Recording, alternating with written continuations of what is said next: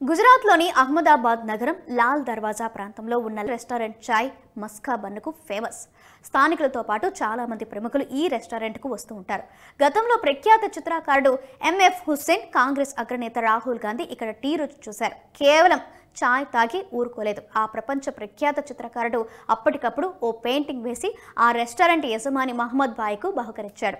నేటికి ఆ original painting రెస్టారెంట్లో గోడలపైకి కనిపిస్తూ ఉంటుంది. కళాప్రియులను అలరిస్తూనే ఉంది. ఇంతకీ ఈ రెస్టారెంట్ ఇంత ఫేమస్ కావడానికి కారణం అక్కడ దొరికే ఛాయో, రోజు భారీగా వచ్చే జనం మాత్రమే కాదు, అది 26 సమాధులు 2 చెట్ల మధ్య ఉండడం కూడా. రోజు అక్కడి సిబ్బంది అన్ని సమాధులపై పూలు చల్లి ఫాతిహా చదువుతారు. మహమ్మద్ బాయ్ 1960లో ఆ శ్మశాన వాటికలో చాయ్ బండిని నడిపేవాడు. క్రమంగా వ్యాపారం వృద్ధి చెందడంతో ఇదే ప్రాంతంలో 400 ఏళ్లకు పైగా ఉన్న సమాధుల మధ్య రెస్టారెంట్ నెలకొల్పాలని అతనికి ఆలోచన వచ్చింది. అలా రెస్టారెంట్ను శ్మశాన వాటిక లోపల నిర్మించాడు. సమాధుల కారణంగా అదృష్టం కలిసొచ్చిందని రెస్టారెంట్కు లక్కీ అని పేరు పెట్టుకున్నారు.